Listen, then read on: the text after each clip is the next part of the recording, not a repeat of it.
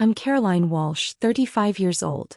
8 weeks ago, I was lying on my kitchen floor unable to move my right side, my vision blurring, while my 3-year-old son Liam stood next to me holding his favorite stuffed elephant and saying, "Mama sleeping?" over and over. I'd managed to call 911 before I collapsed, and the dispatcher stayed on the line with me, keeping me conscious while I listened to Liam's confused little voice. The paramedics arrived within 7 minutes. As they were loading me into the ambulance, one of them asked about Liam. "Who can we call for your son? He can't stay here alone." "My sister," I managed to slur. "Madison. She lives 15 minutes away." They called her from my phone while hooking me up to monitors and starting in 4. I heard her voice through the speaker, annoyed and sharp. "Caroline, what's going on?" "I'm literally walking into a spa appointment." The paramedic, a woman named Anna, spoke clearly. "Ma'am, this is Pasadena Fire Department Paramedic Services. Your sister is having a stroke. We're transporting her to Huntington Hospital immediately. She has a 3-year-old son here who needs care. Can you come get him?" There was a pause. Then Madison's voice, cold and dismissive. "A stroke? She's 35. He's probably just having a panic attack or something. She's always been dramatic." "Ma'am, this is a confirmed stroke. Left side facial drooping, right side paralysis, slurred speech. This is life-threatening. Your nephew needs someone now." "Look, I can't. Liam is autistic. He's too much work. I have plans. This isn't my problem. Caroline should have better emergency plans. Call her ex-husband or a babysitter or something." Anna's face went hard. "Ma'am, your sister may be dying." Then she should have thought about that before having a special needs kid she can't manage. "I'm not equipped to handle him. Figure something else out." The line went dead. I was crying, tears running sideways down my face. Anna looked at me with fury and compassion mixed together. "Do you have anyone else?" I shook my head. My ex-husband Derek had abandoned us when Liam was diagnosed at 18 months. Moved to Colorado, sent minimal child support, and saw Liam maybe twice a year. My father lived in Arizona, 4 hours away. I had no one. "Okay," Anna said firmly. "I'm calling a specialized pediatric emergency care service. They handle special needs children. Your son will be safe. You focus on staying with us." Through my blurred vision and scrambled thoughts, one thing became crystal clear. I had been sending my sister $5,000 every single month for 7 years. That's $420,000. I had funded her influencer lifestyle, her apartment, her spa appointments, her shopping addiction, her entire existence. And she just told paramedics that my son was too much work, while I was actively having a stroke. Before I tell you what happened when my father found out, if this story is resonating with you, I'd appreciate a like and subscribe. But only if you're genuinely connecting with it. Now let me tell you how I ended up funding my sister's Instagram perfect life while she couldn't be bothered to help when my life was falling apart. Madison and I used to be close. Growing up, she was the fun one. Beautiful, charismatic, always the center of attention. I was the responsible one. Good grades, steady job, predictable life. Our mother died when I was 19 and Madison was 16, and I sort of became her parent. I helped her through high school, helped her apply to colleges, helped her move into her dorm. After college, Madison decided she wanted to be an influencer. She was beautiful enough. Tall, blonde, photogenic. She started an Instagram focused on luxury lifestyle, and quickly gained followers. The problem was that she had no actual income to support the lifestyle she was posting about. That's where I came in. I was 28, working as a pharmacist making $125,000 a year, married to Derek and pregnant with Liam. Madison called me crying one night. She was about to be evicted from her apartment. She needed $3,000 immediately. I sent it. Then she needed money for content creation. A new camera, a new laptop, photo editing software. I sent it. Then she needed help with her car payment, her credit cards, her lifestyle expenses. Before I knew it, I was sending her $5,000 every month. She told me it was temporary, just until she made it big as an influencer. That was 7 years ago. She never made it big. She had about 47,000 followers. Enough to get occasional free products, not enough to actually make a living. But she kept up the appearance of luxury. Designer clothes that I paid for. Fancy restaurants that I paid for. A 1-bedroom apartment in West Hollywood that I paid for. A leased BMW that I paid for.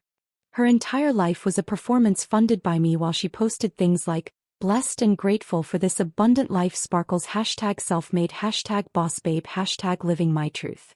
When Liam was born, Madison came to the hospital for 20 minutes, took a few photos holding him for Instagram, hashtag anti-life hashtag family first, and left. When Liam was diagnosed with autism at 18 months, she said, "That's rough. Let me know if you need anything," and then never asked about him again. When Derek left us because he couldn't handle raising a disabled kid, Madison's response was a text, "Men are trash. You're better off without him. Want to get drinks this weekend?" I never got drinks with her. I was too busy with therapy appointments, occupational therapy, speech therapy, behavioral therapy. Liam had intensive needs, he was nonverbal, had sensory processing issues, and needed constant supervision. I was a single mother working full-time and managing 15 therapy appointments per week. Madison visited maybe 4 times in 3 years. Each time she'd stay for an hour, get overwhelmed when Liam had a meltdown and leave saying, "I don't know how you do it. He's so intense." But she never once offered to help. Never offered to watch him so I could sleep or shower or just breathe. Never offered to come to an appointment with me. Never asked what she could do. She just kept cashing my checks and posting hashtag self-care content about bubble baths and yoga retreats. The stroke was massive. A blood clot in my middle cerebral artery caused by undiagnosed high blood pressure. Stress induced from being a single working mother to a special needs child while financially supporting my ungrateful sister. I was in surgery for 6 hours while they removed the clot. The specialized care service Anna called found a woman named Teresa who was trained in special needs care. She got to my house within 30 minutes, met Liam and stayed with him for 4 days until my father could drive up from Arizona. The bill for specialized emergency care came to $6,240. Worth every penny to know Liam was safe and cared for by someone who actually understood his needs. Madison didn't call the hospital. Didn't text. Didn't check on Liam. Nothing. On day 3, from my hospital bed with partial paralysis on my right side and my speech still slurred, I opened my banking app with my left hand and canceled the automatic transfer. 7 years of payments, stopped in 30 seconds. My father arrived on day 4. Dad was 67, a retired high school principal, widowed for 16 years, living quietly in Tucson. He'd always been close with both of us, never played favorites. When he walked into my hospital room and saw me, half my face still slightly drooped, struggling to speak clearly, my right arm in a brace, he started crying. "Caroline," he whispered. "My girl. What happened?" I told him everything. About the stroke, about calling Madison, about her refusal to help, about her dismissing Liam as too much work. About Teresa, the specialized care worker who'd been a stranger but had saved us. My father's face went through several emotions: shock, disbelief, rage. "Madison said that? While you were having a stroke?" I nodded, starting to cry. "She said he wasn't her problem, Dad. She said I should have better emergency plans. Like I planned to have a stroke at 35. Where is she now?" "I don't know. She hasn't called." My father pulled out his phone and called her right there. She answered on the 4th ring. "Hey Dad. What's up? What's up?" My father's voice was shaking with suppressed fury. "Your sister had a major stroke 4 days ago. She's in the hospital partially paralyzed. Where are you?" "Oh. Yeah, I heard about that. How is she? How is she?" "Madison, you were called to help with Liam during the emergency. You refused. You told paramedics your nephew was too much work." There was a pause. "Dad, you don't understand. Liam is really difficult. He has meltdowns and special needs. I'm not trained for that. It's not fair to expect me to drop everything. You were at a spa appointment. So, I had plans. Caroline should have backup childcare arranged. This isn't on me." I watched my father's face turn red. "Get to this hospital. Now." "Dad, I'm busy." "Madison Louise Walsh, you get to Huntington Hospital in the next hour or I swear to God I will drive to your apartment and drag you here myself. Now." He hung up. Looked at me. "I'm sorry. I'm so sorry, I didn't see how she'd become. It's not your fault. I enabled her to. After your mother died, I let you take care of her because you were so good at it. I should have made her grow up. I should have made her responsible. Instead, I let her become this. This person who thinks spa appointments are more important than family emergencies. Madison showed up 2 hours later, dressed like she was going to brunch. Designer sundress, perfect makeup, expensive sunglasses. She walked into my hospital room like she was doing us a favor by showing up. "Hey Caro. Wow, you look rough. How are you feeling?" Before I could answer, my father stood up. "Sit down, Madison. Now." Something in his tone made her actually obey. She sat in the chair by the window looking nervous. "Do you understand what happened to your sister?" Dad asked. "She had a stroke." "I know. It's scary, but she's going to be fine, right?" "She almost died," Dad said flatly. "She was on the floor of her kitchen unable to move while your 3-year-old nephew stood next to her confused and scared. The paramedics called you to help with Liam. You refused. You called your autistic nephew, too much work, and said he wasn't your problem. I was just being honest. You were being selfish." Dad's voice rose. "You were being the most selfish, entitled, ungrateful person I've ever seen. Your sister almost died and you couldn't be inconvenienced for one afternoon. Dad, you don't understand what it's like with Liam. He's not like regular kids. I spent 4 days with him." Dad shouted. "4 days? Your 67-year-old father with a bad hip and no special training figured it out in 4 days. Teresa, the care worker, taught me his routines, his comfort items, his communication methods. It took me 1 evening to learn. You couldn't spare 1 afternoon." Madison's lip trembled. "That's not fair." "Fair? You want to talk about fair?" My father pulled out his phone and pulled up something. "Caroline, how much money have you been sending Madison every month?" I looked at Madison. Her face had gone pale. "Dad, that's private." $5,000, I said quietly. "Every month for 7 years."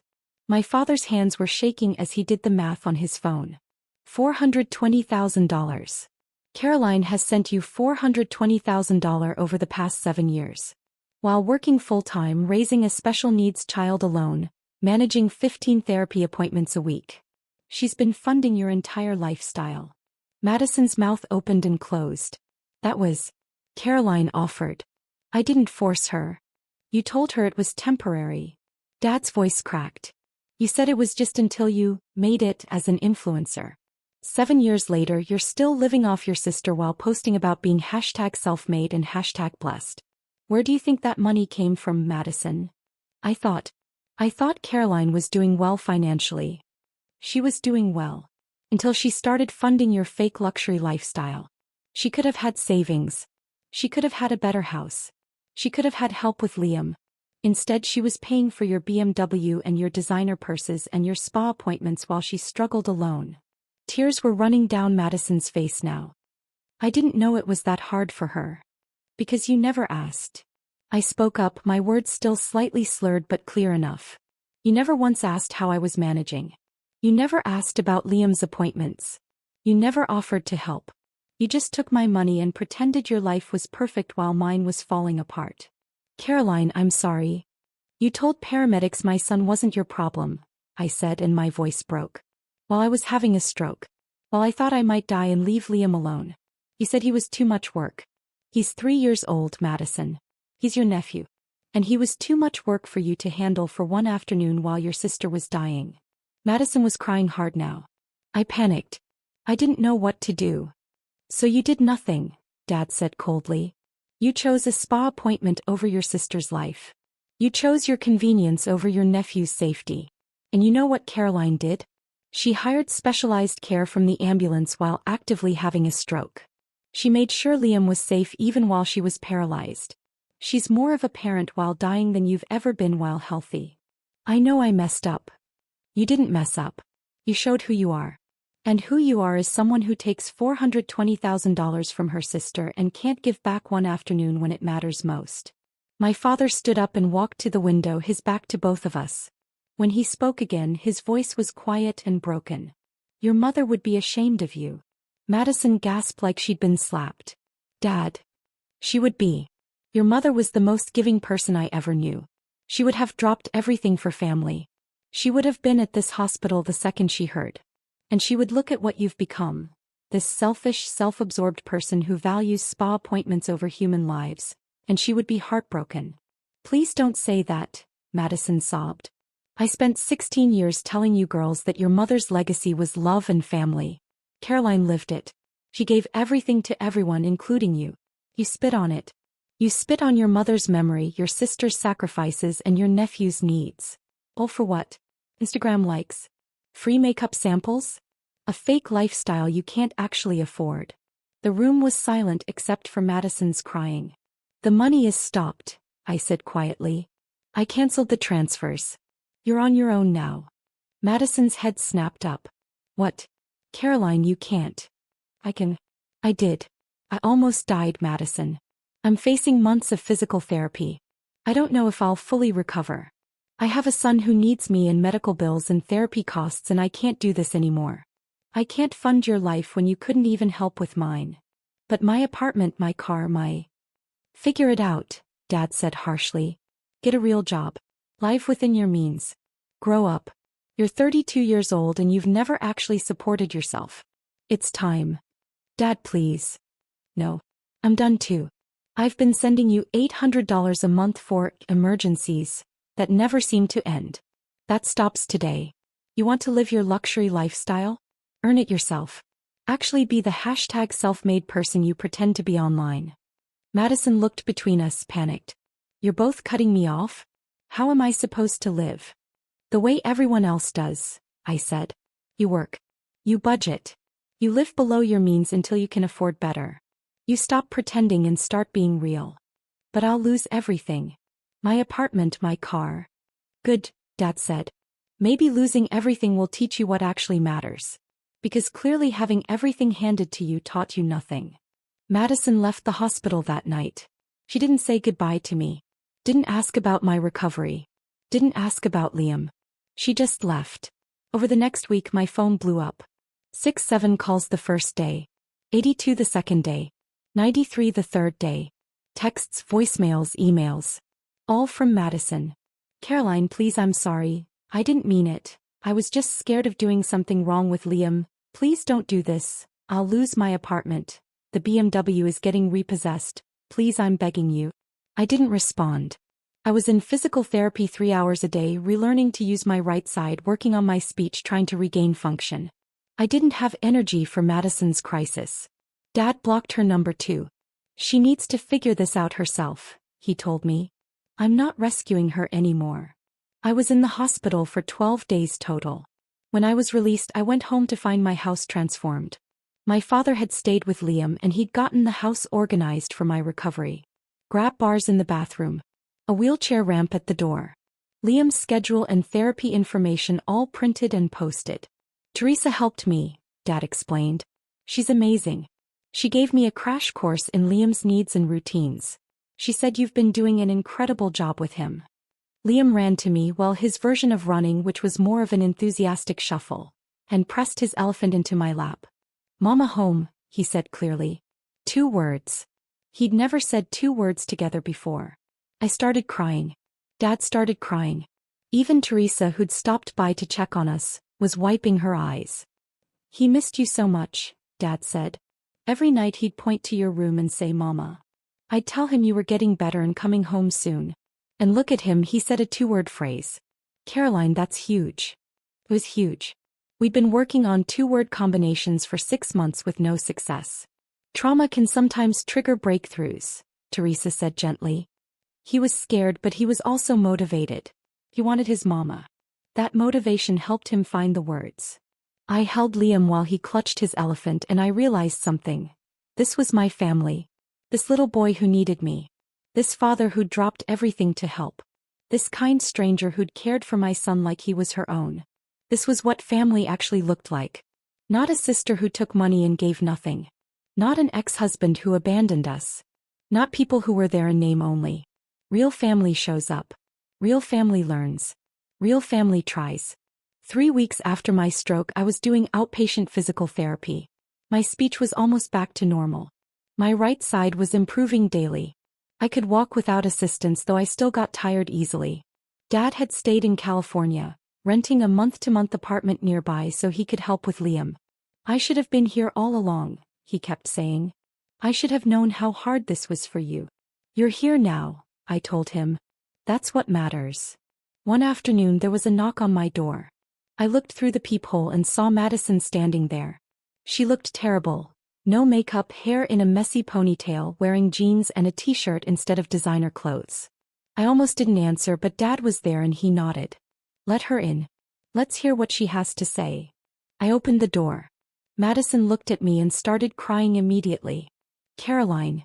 God, you look so much better. I've been so worried. No, you haven't, I said flatly. You've been worried about your apartment and your car. Not about me. That's not true. I've been terrified. When Dad told me how serious the stroke was, how close you came to dying. She broke down sobbing. I can't stop thinking about it. I almost lost you. Liam almost lost you. And I wasn't there. I chose a spa appointment over being there when you needed me. Yeah. You did. I know sorry isn't enough. I know I can't undo what I did. But I need you to know, I'm getting help. I'm in therapy. I'm working on understanding why I became so selfish, why I couldn't see past my own life to see how much you were struggling. Okay, I said neutrally. I got a job. A real job. I'm managing social media for a small business. It pays $48,000 a year. I moved into a studio apartment in Glendale that I can actually afford. I returned the BMW and got a used Honda. I'm selling all the designer stuff I bought with your money. Good for you. I'm trying to be better. I'm trying to be the sister you deserved all along. The aunt Liam deserves. I know I can't make up for 7 years of taking advantage of you. I know I can't take back what I said about Liam. But I want to try. If you'll let me. I looked at my father. He shrugged. Your call, Caroline. I looked at Madison, really looked at her. She looked different. Smaller somehow. Humbled. Like she'd been broken down and was trying to rebuild into something better. You hurt me, I said quietly. Not just that day but for years. You took my money and gave me nothing. You treated Liam like he was a burden instead of a blessing. You made me feel like I was doing it all alone because I was doing it all alone. You weren't there. I know. And the worst part? I kept giving. I kept sending money because I thought that's what love was. I thought if I just gave enough, you'd eventually care about me the way I cared about you. But you never did. I did care. I just showed it terribly. I showed it by taking and taking because it was easier than actually being present. Why? I asked. Why couldn't you just be there for me? Madison sat down heavily on my couch. Because being there meant acknowledging how hard your life was. And if I acknowledged that, I'd have to acknowledge that I was part of what made it hard. I'd have to face that I was taking money you needed for Liam's therapies. That I was taking money you could have used to make your life easier.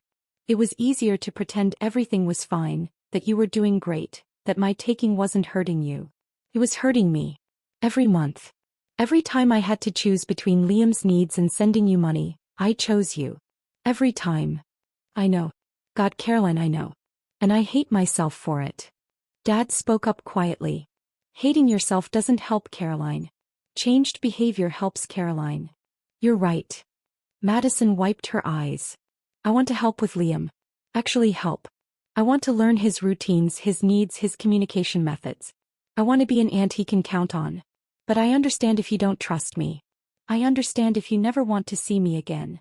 I looked at Liam, who was playing with his blocks across the room, completely oblivious to the adult drama. He deserved an aunt who loved him. He deserved family. Here's what's going to happen, I said slowly. You're going to come to one of Liam's therapy sessions with me. You're going to learn what autism actually means, what his needs are, how to support him. You're going to see what my daily life actually looks like. Hey, yes. I'll do that. Then you're going to start coming over once a week. For an hour. You're going to spend time with Liam while I supervise. You're going to learn how to be with him, how to help him, how to be actually useful. I can do that. And if you flake, if you cancel, if you show up late, if you act like it's too much work, we're done. Forever. I will block you from my life completely and you will never see Liam again. One chance, Madison. That's all you get. I won't flake. I promise. Promises are worthless. Show me. Show up. Do the work. Be the person you should have been all along. That was 5 weeks ago. Since then, Madison has shown up every single week. She's been to 3 of Liam's therapy sessions. She's learned his schedule, his comfort items, his triggers. She's getting better at being with him. Last week, she watched him for 2 hours while I went to a doctor's appointment. When I came home, they were playing together. She'd learned one of his games and he was actually engaged with her. It was the first time I'd seen them connect. "He's amazing," she said when I walked in. "I can't believe I missed 3 years of getting to know him." "You can't get those years back," I said. "But you can be here now." "I want to be. I really do." My recovery is ongoing. I've regained about 85% function in my right side. My speech is back to normal. I'm working reduced hours at the pharmacy, and Dad has decided to move to California permanently to help with Liam. "I should have been here years ago," he keeps saying. "I should have seen how much you were carrying alone. You're here now. That's what counts." The $5,000 I'm no longer sending to Madison goes to Liam's therapy fund and my medical bills. I'm saving for the first time in 7 years. I bought Liam new sensory toys. I hired Teresa as a regular respite care provider so I can have breaks. I'm building an actual support system instead of just being a support system for everyone else.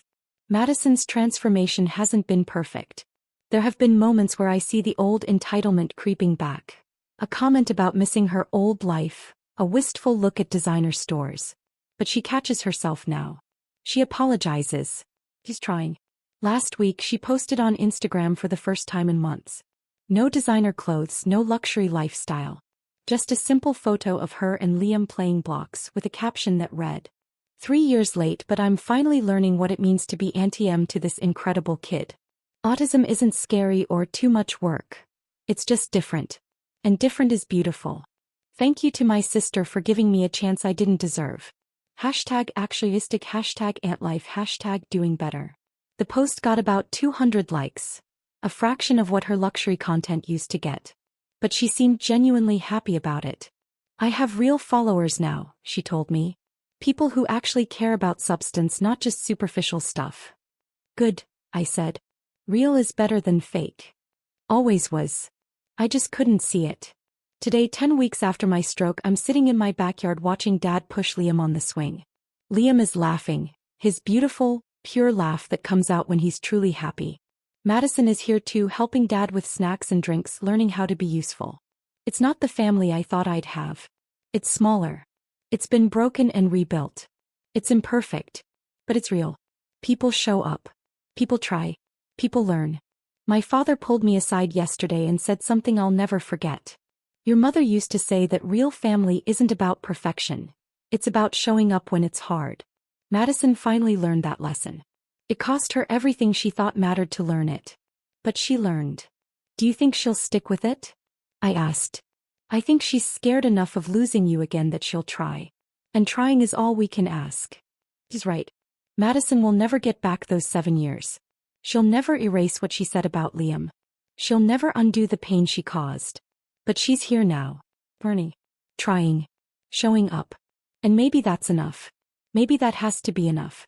Here's what I've learned through all of this. You can give everything to people who give nothing back, but eventually your body will force you to stop. Mine forced me to stop by literally shutting down. The stroke was my body saying, enough. Cutting off toxic family isn't always permanent if they're willing to change. But the key is willing. Madison had to lose everything to become willing. Some people never get there. I spent $420,000 trying to support my sister while she couldn't support me for one afternoon. That math didn't work. That relationship didn't work. Now I spend that money on my son, my recovery, and my life. And Madison spends her time learning to be an actual family member instead of just a family name. It's a better equation. Drop a comment and let me know where you're watching from. And if you've been the person everyone takes from but no one shows up for, know this. It's not selfish to stop giving to people who only take. It's survival. Sometimes people need to lose you to learn your worth. Sometimes they learn. Sometimes they don't. Either way, you deserve people who show up when it's hard, not just when it's convenient. My sister finally learned that lesson. It almost cost her everything. But she learned.